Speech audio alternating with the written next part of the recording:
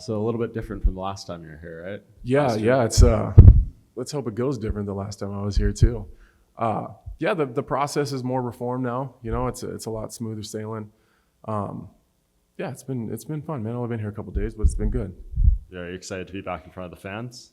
Man, I couldn't be more excited. That's what I'm most excited about. I don't carry a lot of nervous energy or anxiety or anything like that leading into fights, especially the night of the fight. So I've always relied on the crowd to really give me that energy and kind of, I don't know, just I guess pump that energy into me. You know, I feed off of it. So I'm really excited to have that back.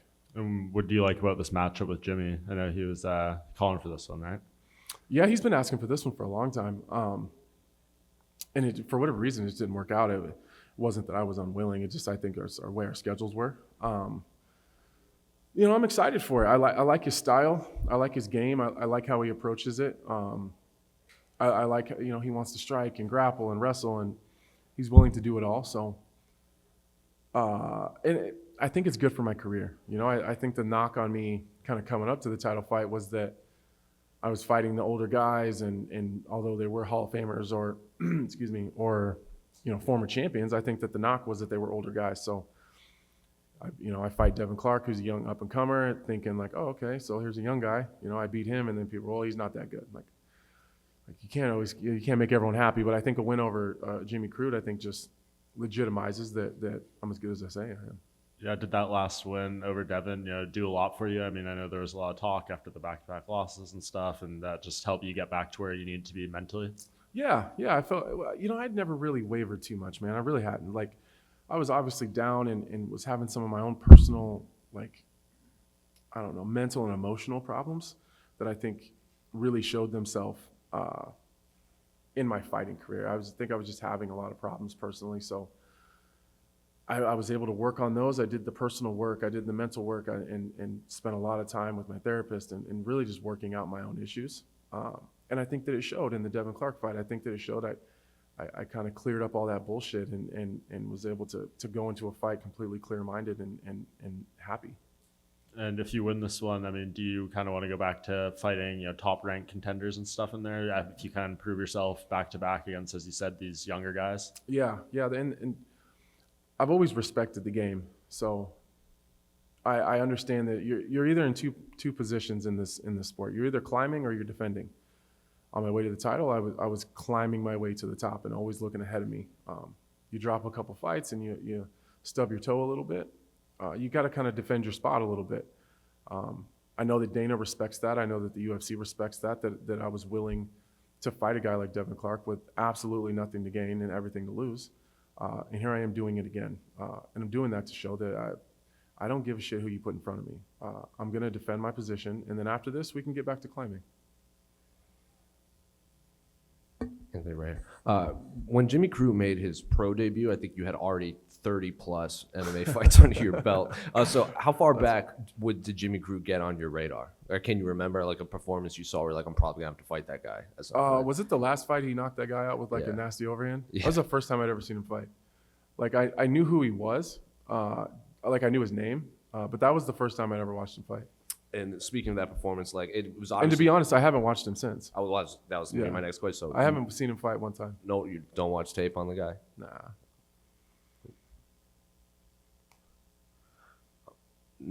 Not related to this fight, but what do you think of the Jan Glover title fight coming up at the end of this year? Man, if there's ever like a good thing that just needs to happen in this sport, I think that those two guys fighting is one of those things. Glover did beat the shit out of me, but it doesn't mean that I can't respect him. You know what I mean? I respect his journey a lot. And at 41 years old, to just all of a sudden turn it around and just wind back the clock, it's been incredible to watch. If I was going to lose like that to someone, I'm glad that it was Glover Teixeira. I'm glad that he's getting the title shot. I'm glad that he didn't take a fight in the meantime, waiting on Jan. I'm glad that Jan decided to come back earlier than he wanted to. I think the only thing that would be better is the only thing that would make this any better would be if Glover wins.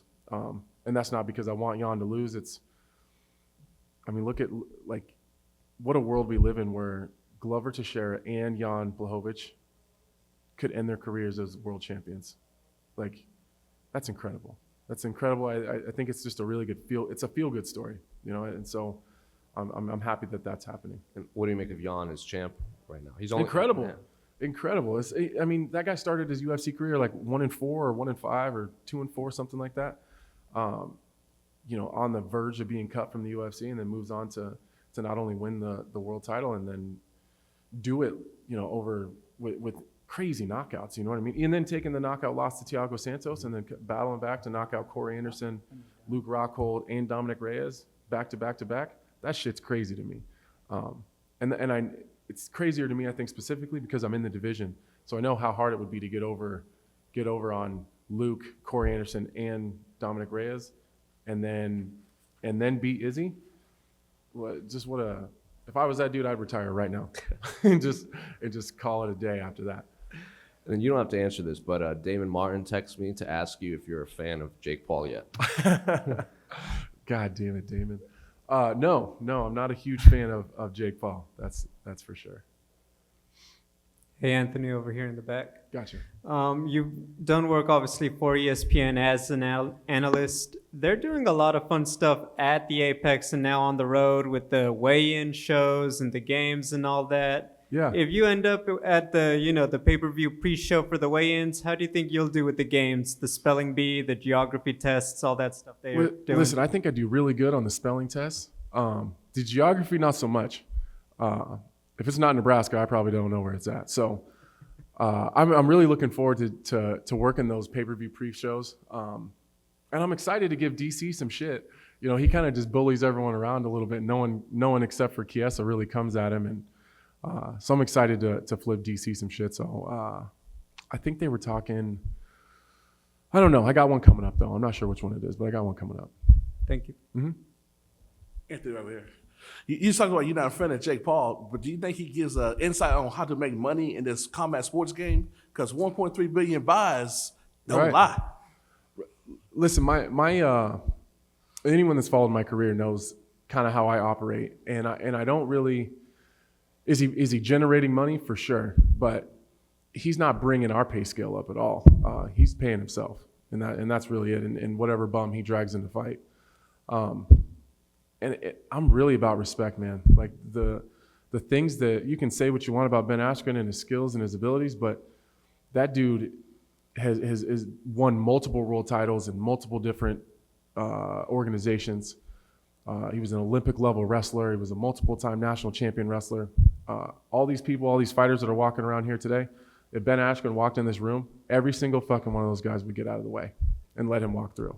So like the way that Jake Paul talked to him, I had really, really big problems with when he was saying that Ben wasn't able to talk about fighting. Like, that's the kind of stuff I'm talking about. As far as the business in the game, and the way that he's generating interest and like the financial part of it and the marketing part of it, Jake Paul's doing a phenomenal job. I don't expect him to fight world champion boxers or even, UFC, like, top 5 or top 10 ranked guys who can strike. I don't expect him to be able to do that because he just hasn't been in the game long enough, and that's not his fault. I think he's approaching it the right way. I think he takes it very serious.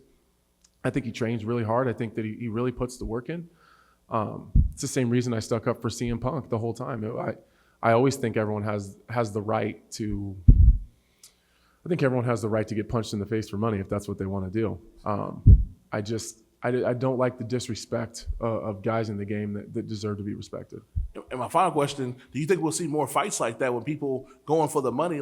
I hope so. I do, man. I hope so. I hope that more guys get those kind of opportunities. I like the crossover stuff. I think some people think it's kind of circus show, but I think it generates interest. I think the fans like it. I tuned in. I paid for it. I like that kind of stuff. Anthony, over here. Doing the analyst work that you've been doing recently, do you feel like that's improved yourself as a fighter at all by being able to study people a little bit more than maybe you normally would? Yeah. I think it's helped my mental preparation a lot. As fighters, we don't typically watch two guys that are completely unattached to us. Like if I'm watching a guy at light heavyweight fight, I'm always thinking, how would I fight that guy? What could I do there?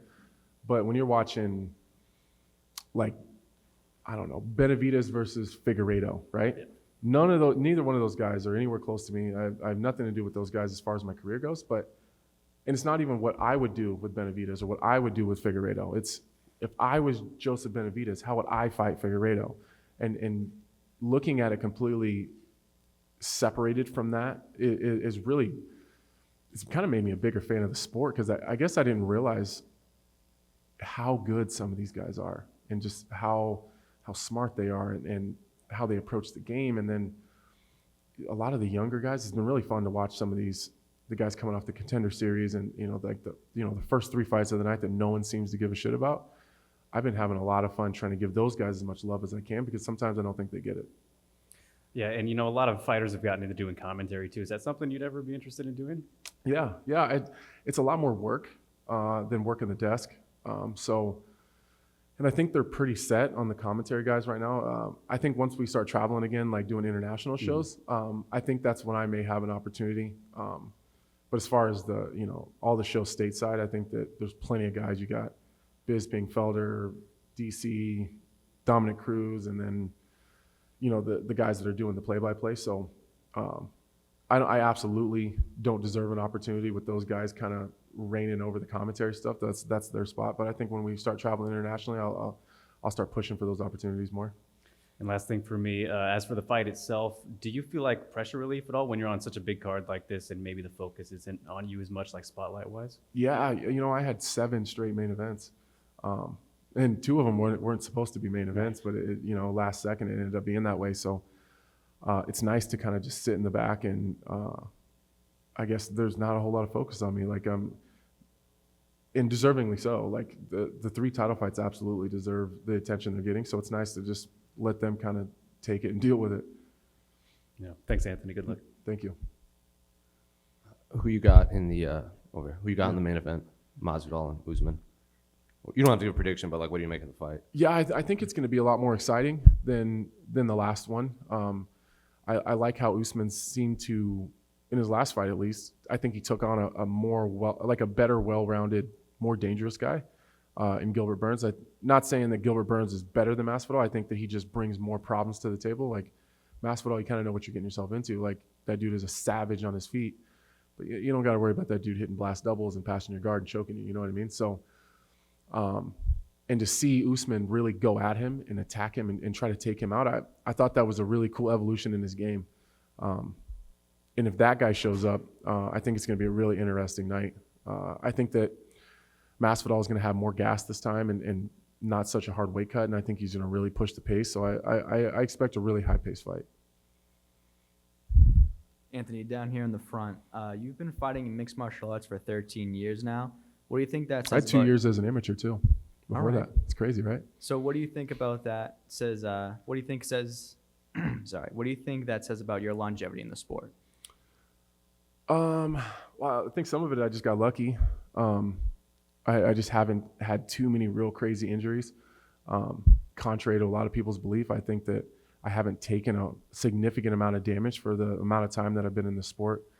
I do a good job of really taking care of myself, but I think I've kind of had 2 careers. Like you can look at all the losses and kind of use those against me, but if you really look back, I think in my last 25 fights, I'm like 20-4 or 21-4 or something like that. Like a lot of those were really early. So I really just kind of discredit the first part of my career and just really pay attention to the last half. And Jimmy Crute are